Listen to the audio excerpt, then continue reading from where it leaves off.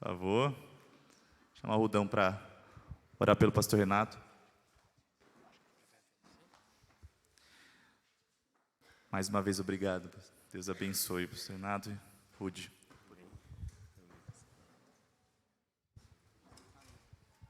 Vamos orar? Fechem os olhos. Vamos orar pelo pastor Renato, né?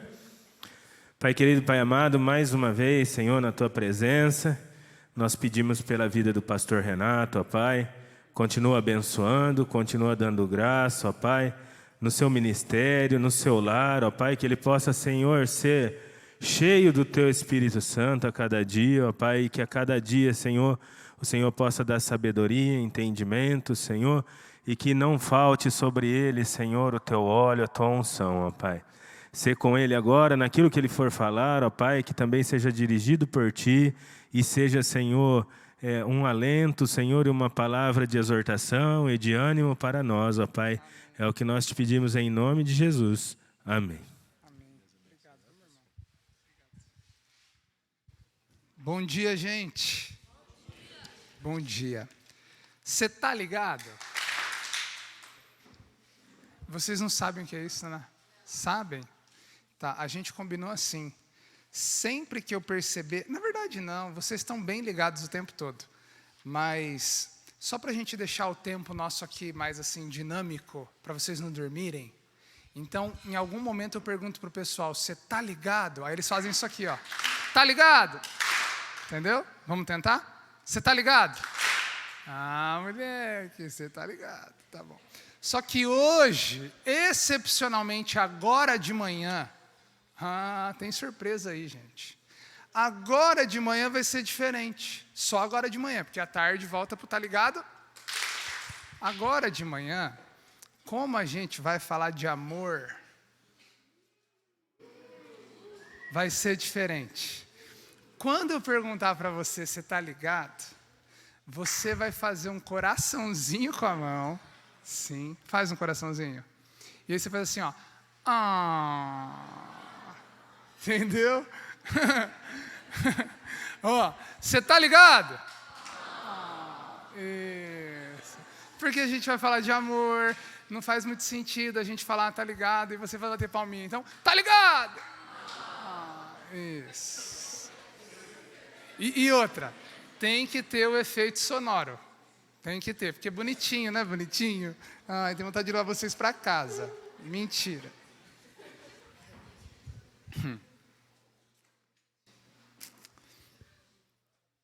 Abra sua Bíblia comigo. No livro de Cantares. Ou Cântico dos Cânticos. A pessoa nunca abriu a Bíblia em Cantares. Então, daqui 2 horas, quando vocês abrirem Cantares, a gente continua o estudo. Eu vou ali para o meu quarto tirar um cochilo. Cantares, ou Cântico dos Cânticos. Eu quero ler 2 versículos com você. Primeiro, capítulo 2, versículo 7. Depois, capítulo 2, versículo 16. Esse agita porque o pessoal não está encontrando Cantares. Capítulo 2, versículo 7, depois capítulo 2, versículo 16.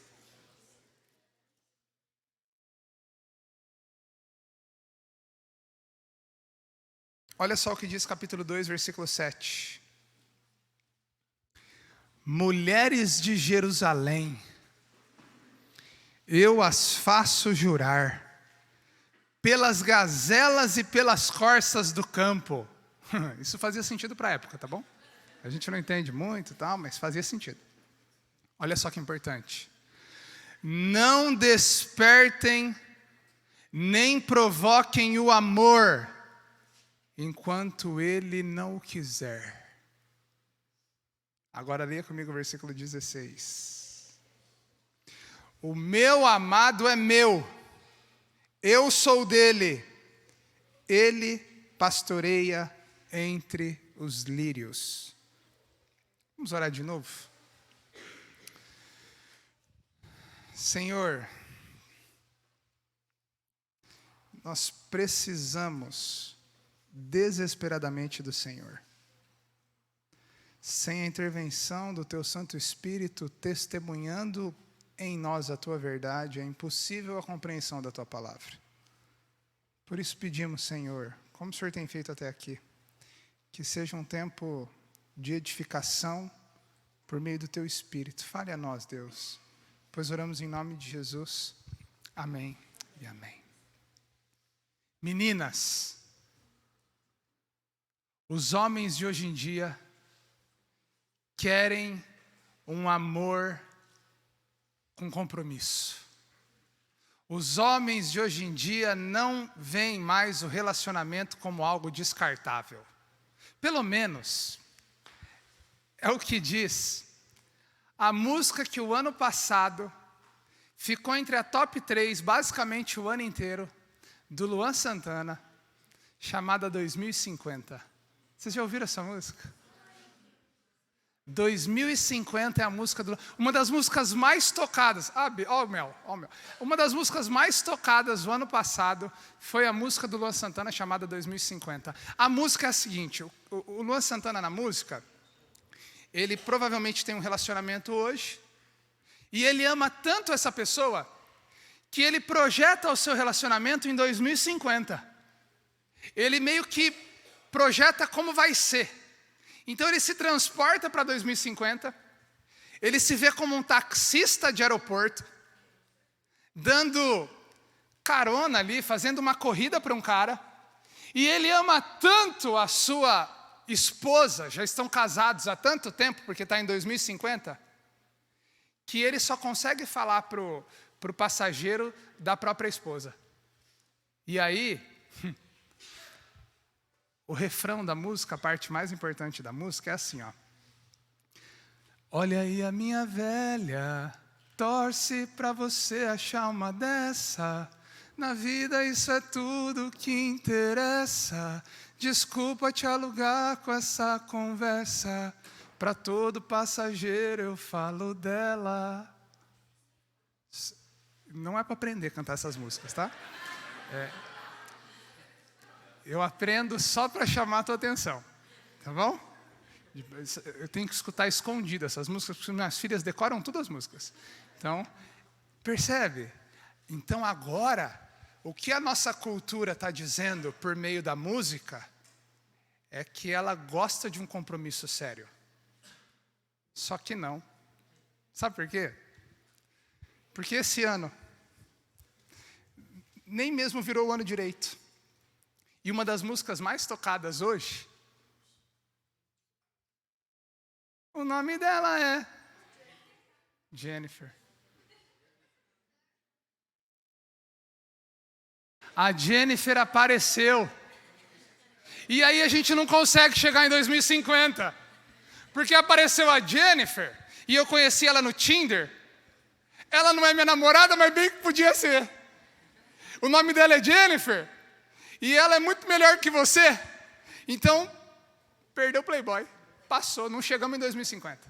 A Jennifer apareceu e moiou para nós. Percebe? A música, ela expressa um pouco do que é a nossa cultura.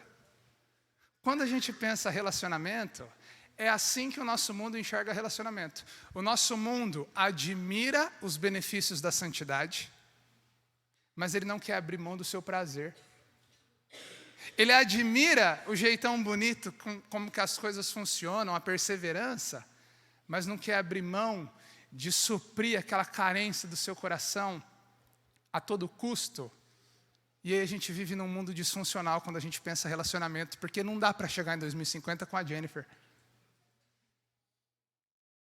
Gente, a gente vive num mundo hoje onde quando a gente fala sobre namoro, noivado, casamento, os relacionamentos são descartáveis. A gente trata relacionamento como a gente trata copo d'água. E é tão difícil a gente cuidar de uma caneca, né, gente? Fala sério. Imagina cuidar de um relacionamento. Não é?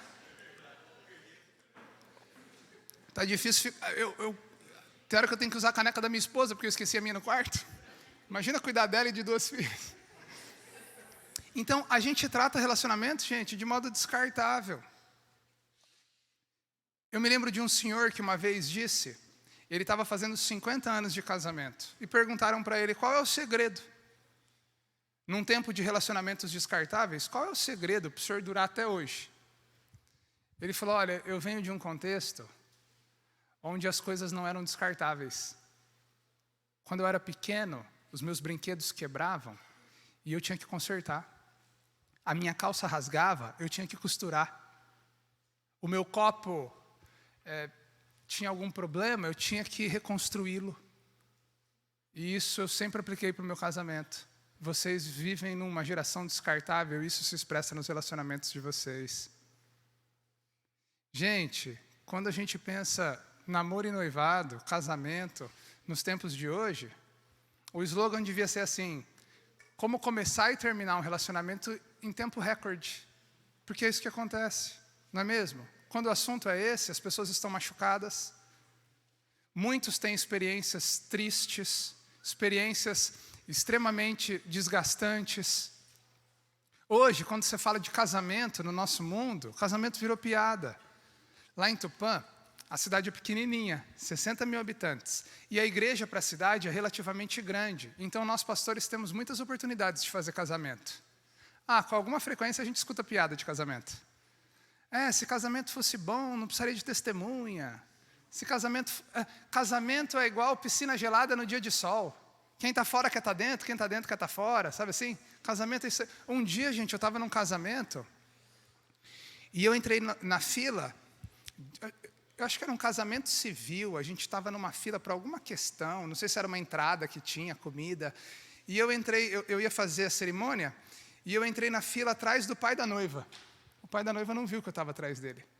E ele estava conversando com a pessoa do lado, ele falava assim, não sei o que minha filha foi fazer, viu? Não sei onde ela foi se meter, casamento é uma furada, ela está aí. E aquele homem já estava no segundo casamento, fruto de rebeldia, enfim, uma coisa muito difícil. E ele, não, minha filha, não sei onde ela foi se meter, viu? Que coisa difícil. E eu atrás dele falando, puxa vida, olha a referência de pai que ela tem. Olha a referência de casamento que ela tem. Então, quando a gente fala sobre relacionamento, o assunto é importante porque hoje,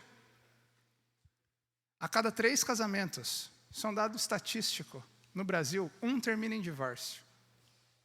Imagina comigo que você tem uma fábrica de sapatos, e nessa fábrica de sapatos, a cada 3 pares produzidos, 1 par sai com defeito. Se você é dono dessa fábrica de sapatos, o que você faz? Ou você fecha, ou você para tudo e vai rever o sistema de produção, não é? O que está acontecendo para que 1 par de sapatos saia com defeito? Então, o meu objetivo com vocês nesse tempo é a gente fazer uma avaliação, é a gente olhar para a nossa fábrica de casamentos e procurar o defeito. Por isso eu intitulei a nossa mensagem de hoje, não sei se você enxerga ali, como Amor Vintage. Amor Vintage. Vintage, porque esse termo está muito na moda, né? O que é o vintage? O vintage é você olhar para trás e resgatar do passado algo que tinha valor lá e foi desvalorizado, trazer isso para hoje e valorizar de novo. Então agora está na moda esse lance de vintage. Vintage tem o carro da moda vintage, a roupa, o móvel. O que é isso? São coisas que ficaram no passado que a gente resgata trazendo o seu valor. Eu queria fazer isso com vocês hoje. Eu queria pegar valores da palavra de Deus, que são valores eternos, valores de muito tempo atrás, expressados aqui no que lemos em Cantares. E eu queria mostrar para vocês hoje como isso precisa ser relevante para o tempo em que a gente vive. É a ideia de um amor vintage, que olha para a palavra de Deus, a revelação de Deus na história, e tira lições para a nossa vida hoje. Por isso, então, o tema é amor vintage. Quando a gente pensa o amor no livro de Cantares, e eu estou pensando amor aqui, traduzam como relacionamento, como algo visando o casamento, a gente precisa entender que Cantares tem uma mensagem. Todo livro bíblico, nós podemos tentar resumi-lo numa ideia. Todo autor bíblico, quando ele escreve aquele relato, ele quer passar uma ideia principal em mente. Quando a gente lê o livro de Cantares como um todo, é essa mensagem que a gente tem aqui. Vocês conseguem ler? Conseguem? Vamos ler? 1, 2, 3.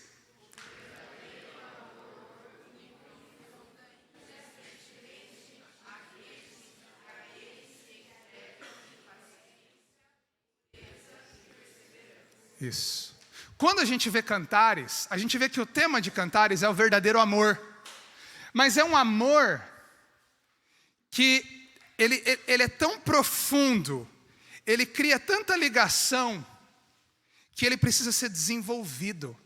É um amor que ele não é aquela coisa à primeira vista, que você olha a pessoa e você tem dor de barriga, e você mata, morre, e você fica desesperado. É um amor crescente àqueles que se entregam a ele com paciência, pureza e perseverança. Quando a gente vê Cantares como um todo, a gente enxerga esse tipo de amor. É esse tipo de amor que Salomão está descrevendo para que a gente aprenda a ter.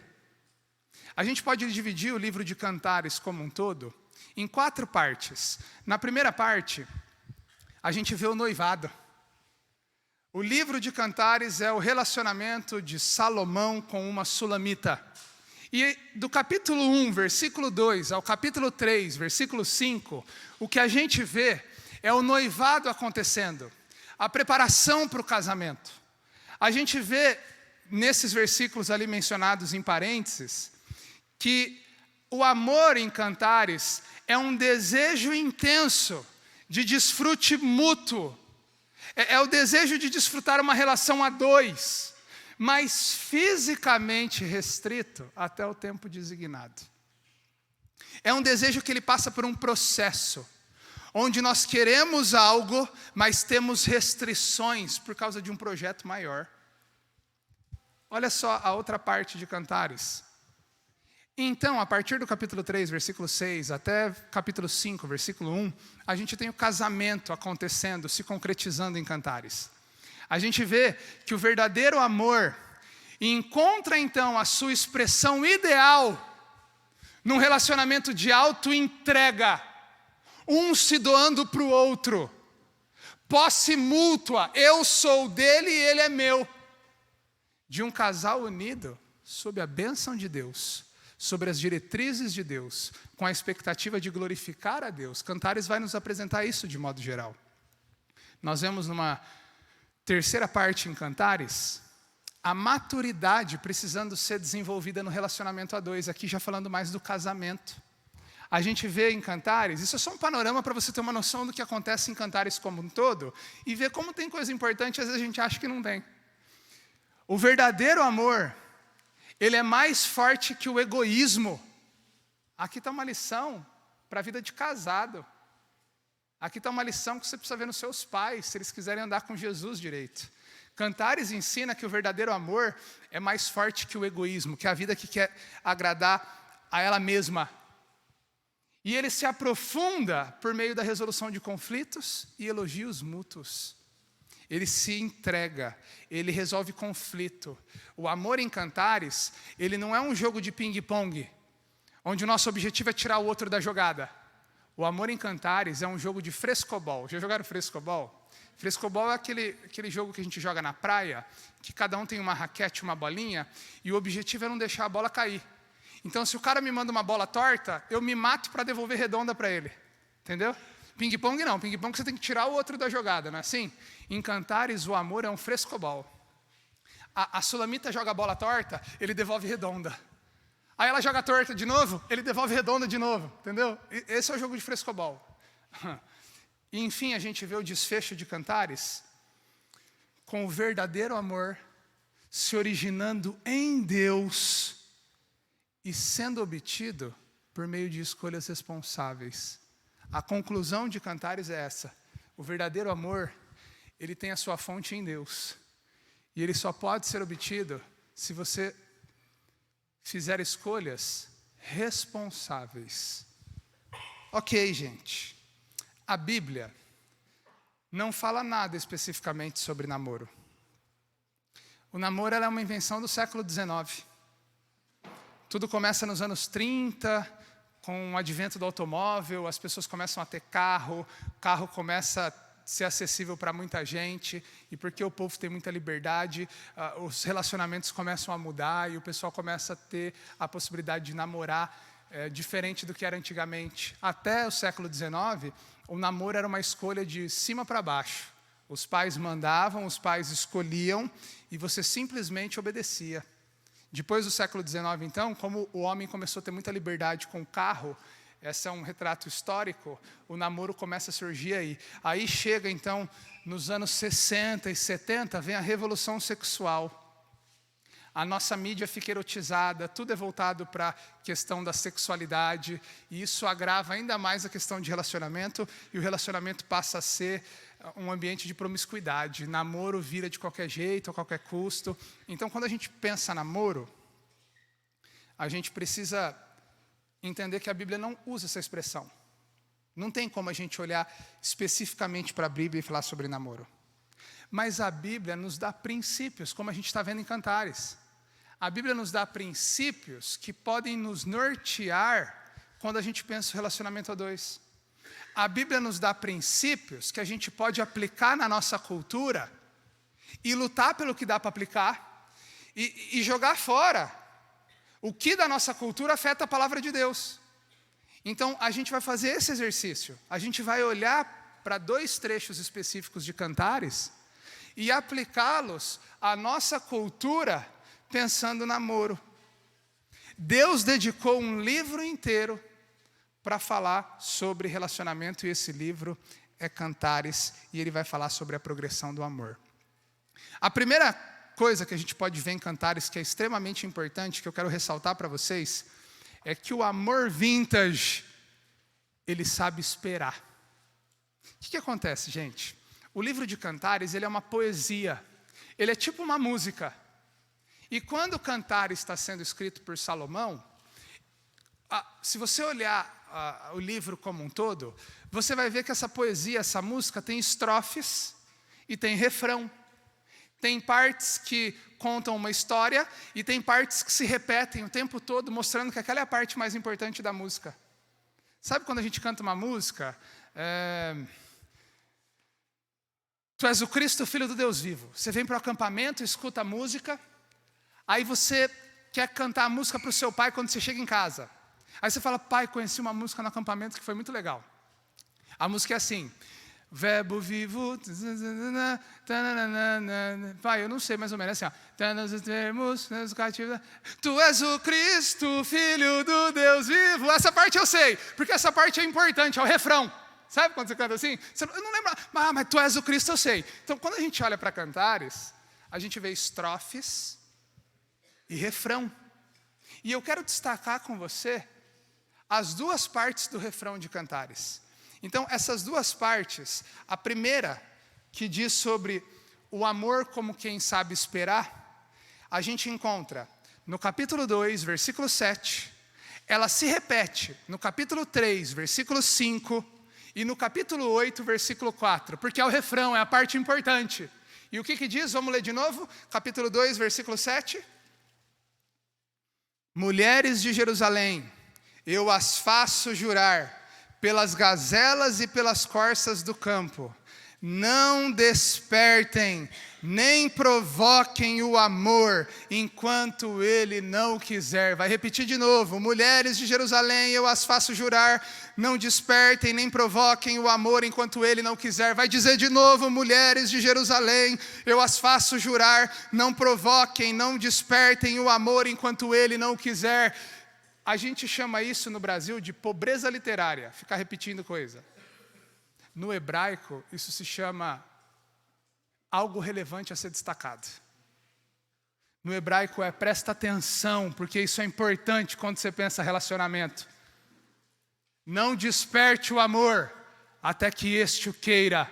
Então a gente tira uma lição aqui, que o amor vintage, ele sabe esperar. E gente, pensa só. Acabei de dizer, a maior característica do amor na sociedade que a gente vive é justamente a pressa. O amor nos dias de hoje, ele é algo sempre precipitado, apressado, impaciente. Cada vez mais, namoros começam cedo. A pessoa tem, desculpa aí, viu? A pessoa tem 12 anos de idade e ela quer começar a namorar. Ela assiste a Larissa Manoela lá na escola, lá no desenho, sei lá onde passa a Larissa Manoela, E aí ela fala assim, não, eu também preciso namorar, porque eu já tenho 12 anos e eu não estou namorando. O que vai ser do meu futuro? Está todo mundo namorando. Na rede social, a minha amiga de 10 anos já tem um crush. Né? Você pensa que é zoeira? Não, quando ri é porque se identifica, né? Você sabe que é verdade.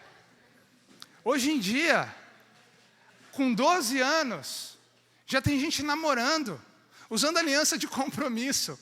Né? Bonitinhas alianças de compromisso. Os namoros hoje começam cada vez mais cedo.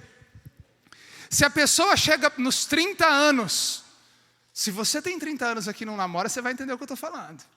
Se a pessoa chega a 30 anos e não namora, cara, você é um encalhado, perdido, que está carregando uma punição eterna para a sua vida. Não é assim que a nossa cultura olha? É? Tá vendo, mano? Você tá ligado? Cara, mas se você tem 30 anos na nossa cultura e não namora, sabe o que a galera faz? Tá namorando, já sei, viu? A galera faz isso. Questiona a sexualidade. 32 anos, morreu. Você tem 32 anos e não arrumou namorado ainda? Puxa vida, você é um problema, um bruxo. Né? Gente, quando a gente olha para Cantares, a gente vê que isso não pode ser verdade. Porque não existe tempo certo quando o assunto é Cantares. O que existe em Cantares é a submissão e a sensibilidade ao tempo de Deus. O relacionamento, como qualquer área da nossa vida, precisa ser um projeto submisso a Deus, porque é algo muito sério e Salomão está querendo destacar isso para nós. Isso é importante, porque hoje, gente, o amor na sociedade que a gente vive, ele é idólatra. Ele é idólatra. Quando Salomão diz que o amor deve saber esperar, tem que dizer que ele precisa se submeter ao tempo de Deus. Mas hoje, namoro, no nosso contexto, é um Deus. É um Deus que se eu não o tenho, eu mato, eu morro, eu me sacrifico, eu puno para ter. Eu questiono a Deus, eu murmuro, eu levanto o dedo, eu digo por que Deus? Eu não quero, eu quero do meu jeito, eu vou dar o meu jeito. E o medo de ficar solteiro faz com que a gente ofereça sacrifícios para esse Deus em letra minúscula, chamado casamento. A gente negocia os nossos princípios. A gente começa a namorar em hora que não é para namorar. Como uma pessoa pode ter leitura suficiente sobre o seu futuro, uma vez que o namoro pensa casamento, com 12, 13, 14, 15 anos de idade, para dizer que está discernindo o tempo de Deus para o seu projeto futuro, e ele quer começar um relacionamento com alguém para casar. Eu conheço pouquíssimas pessoas.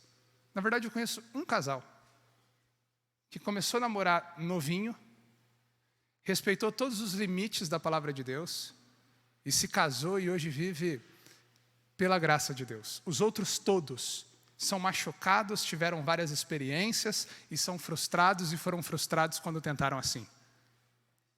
Então, isso traz lições para nós, porque hoje, relacionamento virou um Deus. Um Deus que faz com que a gente negocie. Julgo desigual. Ah, não, eu quero namorar, mas ele não é crente. Mas ele é tão bonitinho. Mas não é crente. Mas ele é tão bonzinho.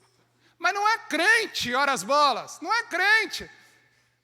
Não, mas sabe o que é? Então eu vou evangelizá-lo. A gente vai começar a namorar, é um projeto missionário. A gente vai começar a namorar, eu vou falar de Jesus para ele vai... Sabe o que é isso? É você tentando dar um jeito no tempo de Deus, é você não saber esperar em Deus, é você querer forçar a barra, é você querer descumprir o propósito bíblico para fazer do seu jeito. Ah, mas o meu pai começou e minha mãe não era crente. Olha, misericórdia de Deus, exceção E exceção não faz com que as coisas sejam normativas. Se Deus operou com misericórdia e graça, amém. Diz papai, graças a Deus porque Deus foi misericordioso com você. Mas não é esse o jeito que Deus pede. Está entendendo? O amor em Cantares, ele se submete a Deus. Ele não faz de Deus um ídolo. Olha só o que Tiago diz sobre idolatria. Em Tiago, capítulo 4, do versículo 1 a 3. Eu vou ler para você. De onde vêm as guerras e contendas que há entre vocês? Presta atenção. Não vem das paixões que guerreiam dentro de vocês? Tiago está falando o seguinte, esse buraco de sofrimento, de briga, de intriga na sua vida, acaso ele não começa no seu coração? É isso que o Tiago está falando. Ele não está levantando uma pergunta que ele quer saber a resposta. Ele já sabe a resposta. Isso é uma pergunta retórica. Ele está falando, os problemas dentro de vocês, os problemas exteriores de vocês, vêm por causa do coração de vocês, de desejos do coração de vocês. Desejos que guerreiam dentro de vocês. Aí ele fala assim, sabe de uma coisa? Vocês cobiçam coisas e não as têm. Vocês matam e invejam, mas não conseguem obter o que desejam. Vocês vivem a lutar e fazer guerras. Não têm porque não pedem. Quando pedem, não recebem, pois pedem por motivos errados, para gastarem seus prazeres. Obviamente, Tiago não está falando de namoro nesse texto. Tiago está falando de conflito, de briga em relacionamento. E a gente pode aplicar isso para o namoro. Tiago está dizendo que a gente tem um problema muito sério como crente. É permitir que alguns desejos no nosso coração nos dominem de tal forma que a gente peca contra Deus.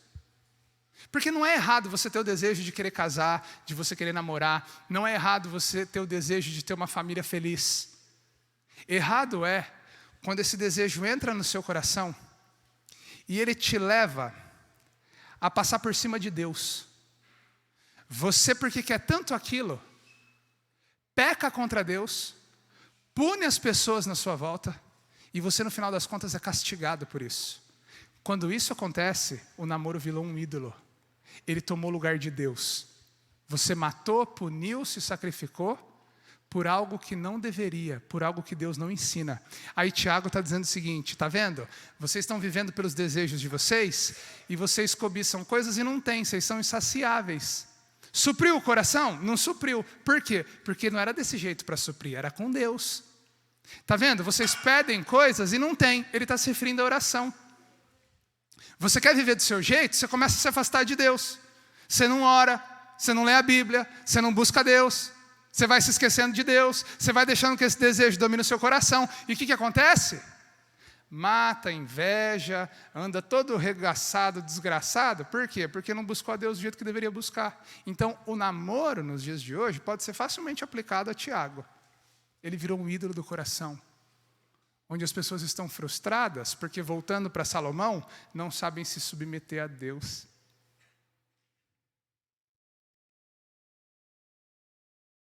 A pessoa tem medo de perder o namorado. E o que ela faz? Puxa vida, meu namoro está indo por água abaixo.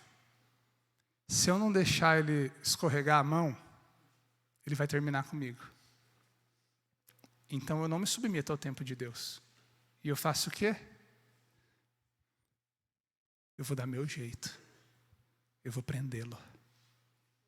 Deus não está operando? O que eu faço? Eu vou aumentar o meu decote. Eu vou começar a mostrar mais o meu muque. Eu vou usar uma roupa justa, muito justa, tão justa que Deus é justo. Mas a minha roupa é justa, hein? Tem mulher, gente, que usa calça a vácuo. Você sabe o que é calça a vácuo? Você não sabe como ela entrou ali. Você não sabe como ela vai sair dali. Mas a mulher está com a calça assim. E ela anda desfilando na igreja, com o salto daquele tamanho. Você sabe o que é um cavalo manga larga? Cavalo é coisa de tupanense, tá? Tupã tem cavalo, tem carroça.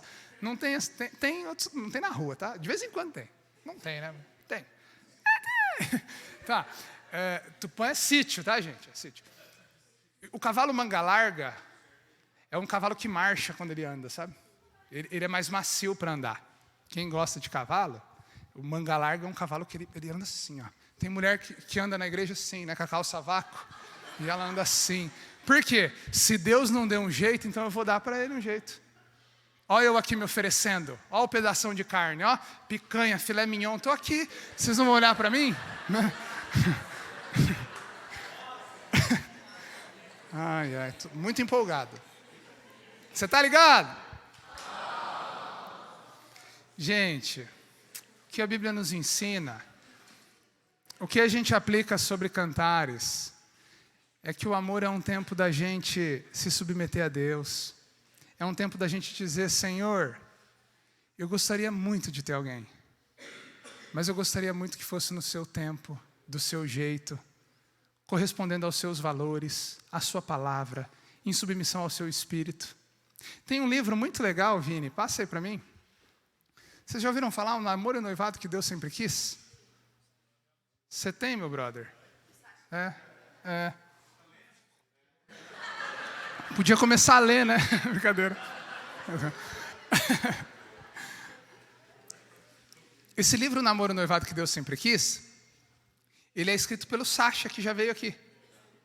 O Sacha com Davi Merck, que é um professor nosso lá do seminário. Foi meu professor, foi professor do Sacha. É um livro, ele já tem até a edição 2 dele, Perguntas e Respostas sobre o Namoro e Noivado que Deus Sempre Quis. É um livro muito legal. Basicamente, ele diz que um namoro que sabe esperar em Deus, ele atende esses 4 S's. Você quer ter um namoro que se submete a Deus? Então, esse namoro precisa ser fundamentado no conhecimento do Evangelho. Como que você vai projetar uma vida com alguém que não conhece o Evangelho? Em algum momento vocês vão bater cabeça. Em algum momento você vai priorizar uma coisa que ele não quer priorizar. Você vai priorizar os valores do reino, a pessoa não vai priorizar, a menina não vai priorizar, e vocês vão bater cabeça. Então tem que se fundamentar no Evangelho. E se você não conhece o Evangelho, então você também não está pronto para um relacionamento, porque casamento, relacionamento, a gente encontra lá em Gênesis capítulo 1, é no começo do que é o ser humano. Casamento, historicamente falando, é uma tradição cristã. Você quer se enfiar num casamento sem conhecer o dono do casamento, que é Deus, você vai se dar mal. Então se converta primeiro. Peça ao Senhor, Senhor, quebra o meu coração. Ele vai dizer também que um princípio muito interessante que a gente pode observar lá em Efésios capítulo 6 é o da submissão aos pais. É um dos mandamentos bíblicos, honrar pai e mãe. Que se você quer pensar um relacionamento a dois, isso precisa ser um projeto de família. Não é um projeto independente. Você tem pai e mãe, você deve respeito e honra a eles. Então, por que não integrar os seus pais na jogada? Mãe, estou gostando de um rapaz. Mãe, estou gostando de uma moça. Mãe, queria te falar um pouco sobre. O que a senhora acha? O que a senhora pensa? Aqui a senhora me orienta. Eu conheço um casal, até nós conversávamos sobre isso ali no café da manhã. Um casal, Alfredo e Tati. Alfredo e a Tati. O Alfredo e a Tati, eles começaram a namorar, mas em algum momento os pais dele, se opuseram ao relacionamento. A gente não quer esse relacionamento. Eles terminaram o relacionamento. Eles eram crentes, compromissados, firmes.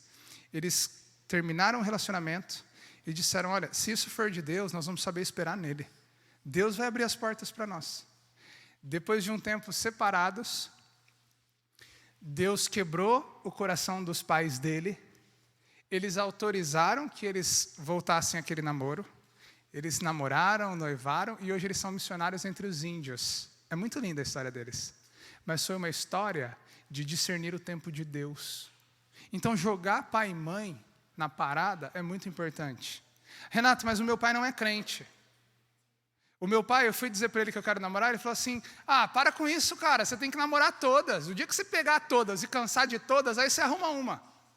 Não, então se o seu pai te orienta a princípios que não é da palavra de Deus, peça orientação para o seu pastor, sabe, releva o seu pai com amor. Ixi, meu pai tá em outra vibe. E aí você procura o seu pastor, o seu líder, pede orientação para ele. Agora, se o seu pai, mesmo sendo incrédulo, é contra o relacionamento, Converse com o seu pastor. Há muitos casos diferentes, é difícil a gente traçar uma regra. Mas a submissão aos pais, ela nos é requerida na Bíblia, independentemente da fé deles. Desde que eles não nos peçam algo que fere a palavra de Deus, é claro. Faz sentido? Você está ligado? Tá bom. Um outro S a ser observado é a santidade do sexo. 1 Tessalonicenses capítulo 4, versículo 3, diz que a vontade de Deus é a vossa santificação. E ele vai especificar que vos abstenhais da imoralidade sexual. Gente, sexo, palavra pesada, né? Você fala sexo, todo mundo faz assim, sexo. Palavra poderosa é essa. Sexo é uma bênção de Deus. Sexo é maravilhoso. Mas tem lugar certo para ser curtido e ser vivenciado. E a Bíblia diz que é no casamento.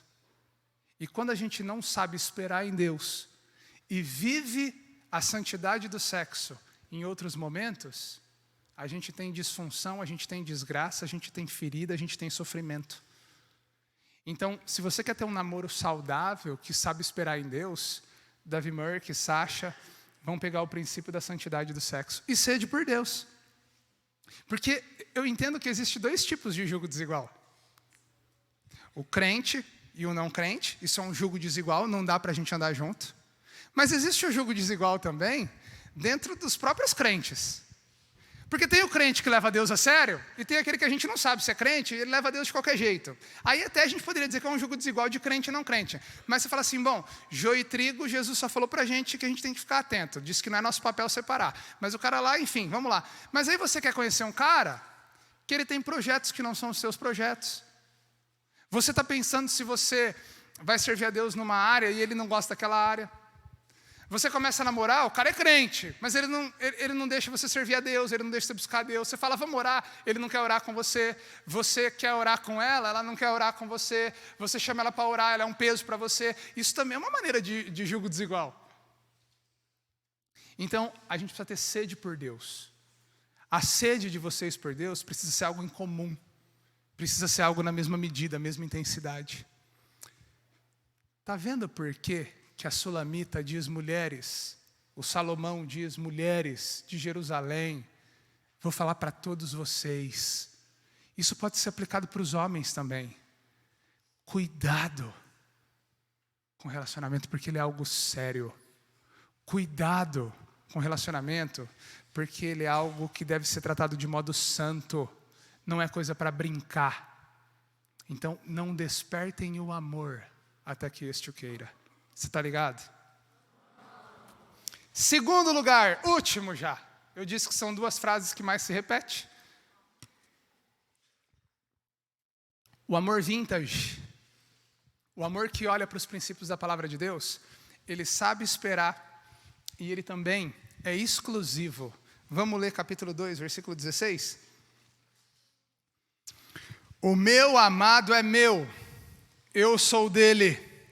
Ele pastoreia entre os lírios. Vai dizer de novo, o meu amado é meu, eu sou dele. Ele pastoreia entre os lírios. O meu amado é meu, eu sou dele. Ele pastoreia entre os lírios. Por que o refrão está dizendo isso para a gente? Porque o amor na palavra de Deus, pensando no relacionamento a dois, é algo projetado para uma exclusividade.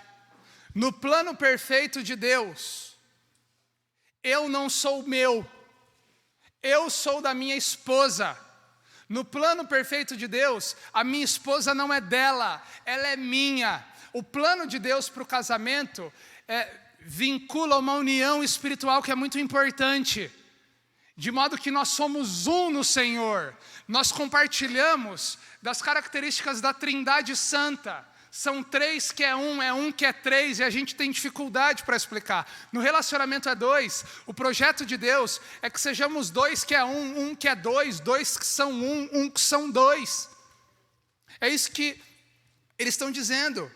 O meu amado é meu, eu sou dele. Deus quer que você seja exclusivo da sua mulher. Deus quer que você seja exclusivo do seu marido.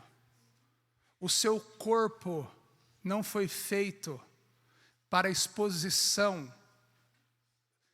do culto da igreja.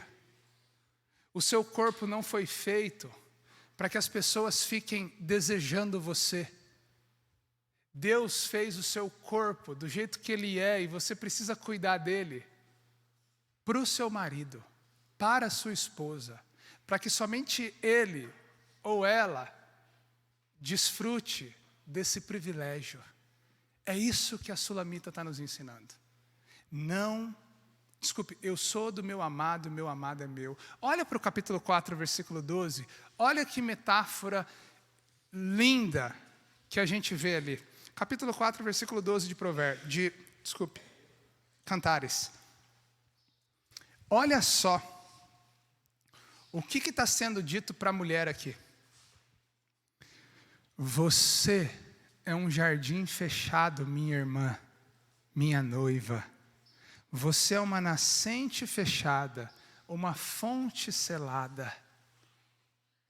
O desafio é que sejamos, isso também deve ser aplicado para o homem, como que jardins que estão sendo cultivados, regados, jardins frutíferos, que estão fechados sobre um muro de proteção.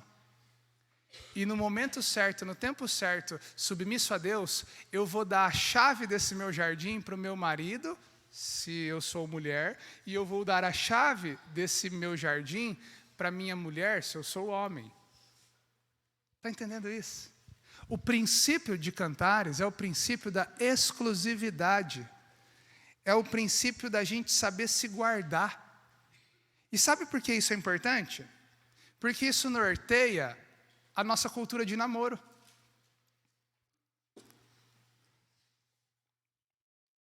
Você já parou para pensar que o seu namorado pode não ser o seu marido? Você já parou para pensar que a sua namorada pode não ser a sua esposa? Você já parou para pensar que a moça que você namora hoje, ou a moça que você deseja namorar, imagina o seu marido lá em 2050, só para não perder a piada, seu marido lá em 2050, ele está olhando o seu namoro hoje. É isso que você disse para ele, sem vergonha? Foi isso que você deixou ele fazer? Percebe o princípio da exclusividade? Por que não ter um namoro light o suficiente para que eu possa dizer, olha, a gente está vendo que esse não é o projeto de Deus para nós. E eu posso muito bem permitir que o meu marido esteja aqui hoje e olhe para o nosso namoro e diga, puxa, como você foi crente com esse cara? Percebe o princípio da exclusividade? Agora, como eu namoro nos dias que a gente vive? Nem começou o casamento, já começa em adultério, né? Com o marido ideal do projeto de Deus. Já entra todo adulterado. Já é um corno manso, não é assim?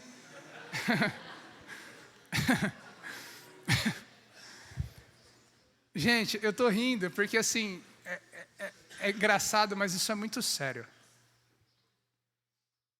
Por que não hoje você fazer um voto a Deus, no bom sentido do voto, não é barganhar com Deus, é um compromisso com Ele.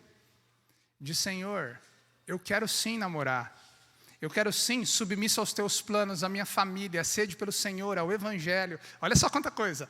Eu quero sim ter tudo isso, mas eu quero, Senhor, fazer de um modo que o Senhor seja glorificado e que, se não for para ser a pessoa, eu tenha plena consciência de que eu não traí o meu marido no plano eterno do Senhor.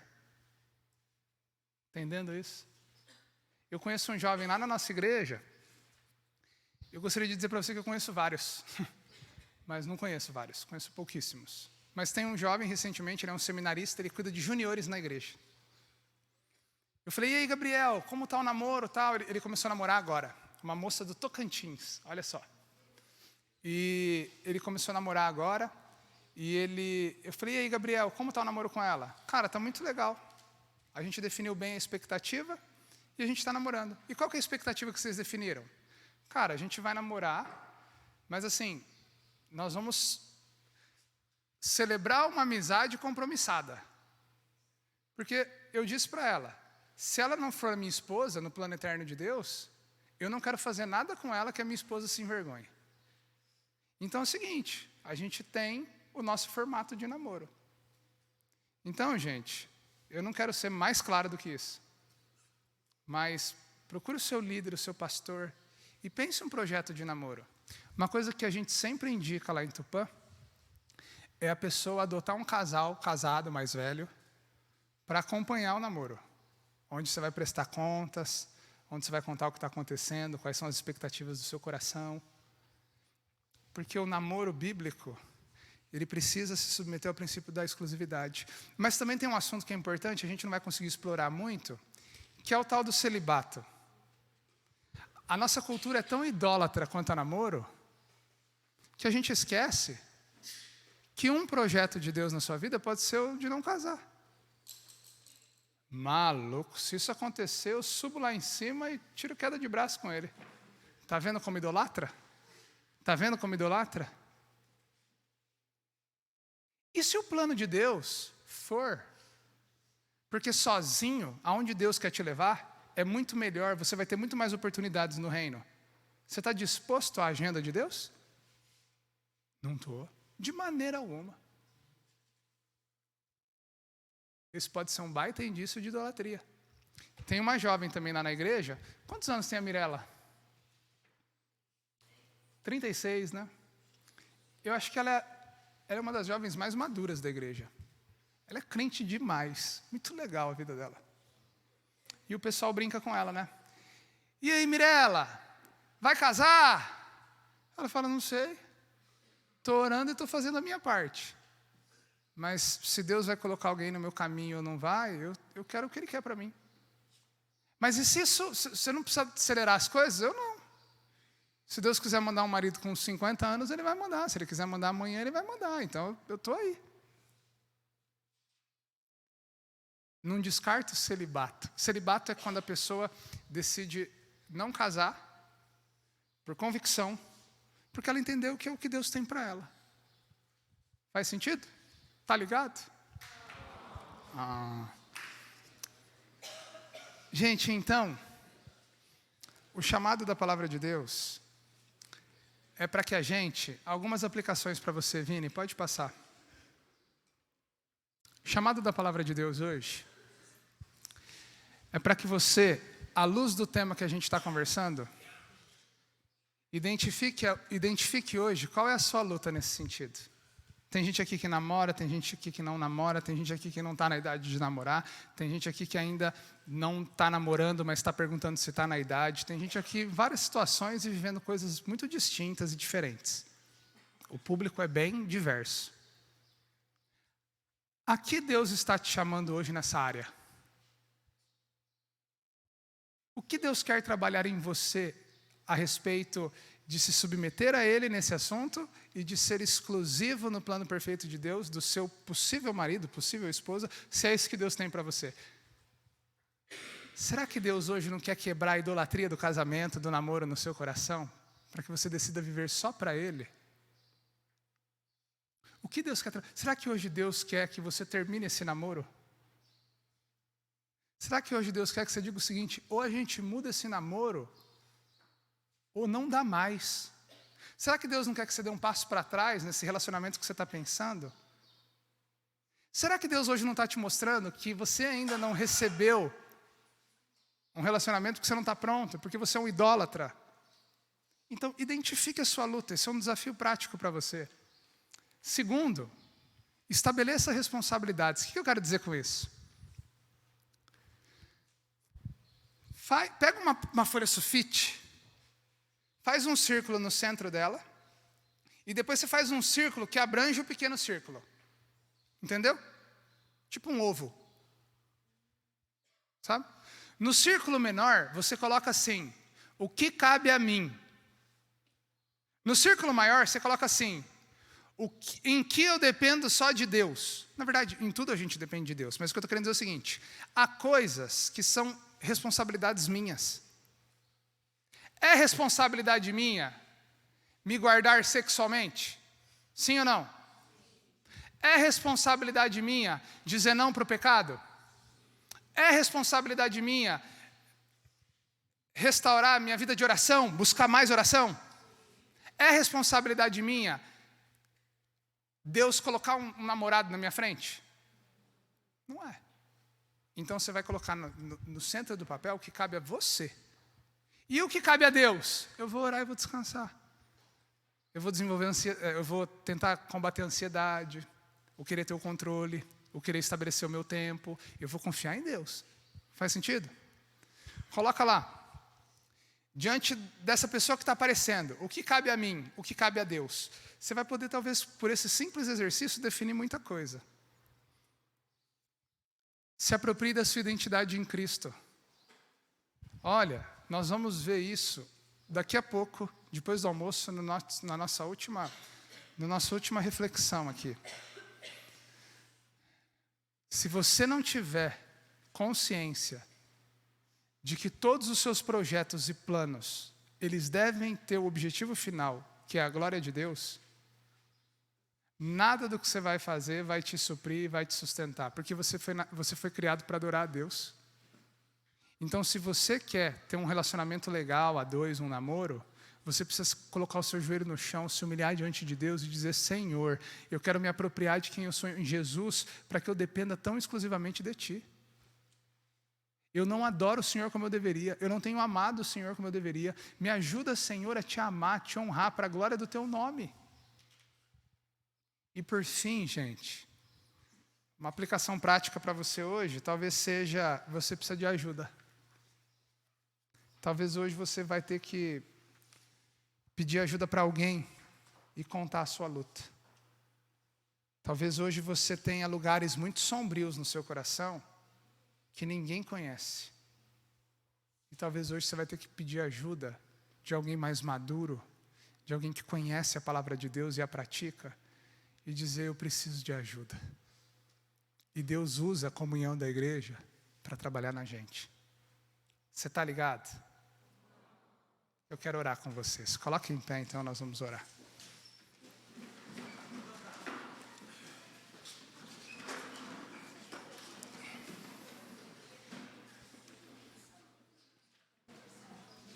Abaixe sua cabeça, feche seus olhos.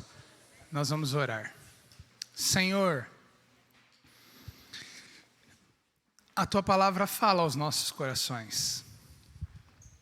Enquanto ela é pregada, a gente sabe que o Teu Espírito desenha para nós o que é a Tua vontade. E o que nós queremos pedir para o Senhor é que o Senhor nos ajude a discernir a Tua voz. É que o Senhor nos ajude hoje a aplicar as verdades da Tua palavra na nossa vida. Que isso não seja só algo que traga discernimento, mas que traga mudança. Que isso traga uma vida diferente. Senhor, o nosso clamor é para que o Senhor toque o nosso coração e a gente possa viver para a glória do Teu nome. Senhor, ajuda-nos ao entendimento de que os nossos planos devem ser Teus planos, de que os nossos sonhos são os Teus sonhos para nós, e de que em tudo nós queremos viver a Tua vontade. Ajuda-nos para que as nossas realizações estejam fundamentadas na Tua palavra. Ajuda-nos, Senhor, para que vivamos a santidade do jeito que o Senhor pede, para que estejamos prontos para sermos exclusivos para o Teu plano, para os Teus propósitos e para quem o Senhor tem, se é que o Senhor tem alguém para nós. Ajuda-nos, Senhor, para que o Evangelho, de fato, ilumine as nossas mentes e corações, de modo que isso nos aponte sempre à esperança que temos em Jesus, pois nós oramos no nome de Jesus. Amém e amém.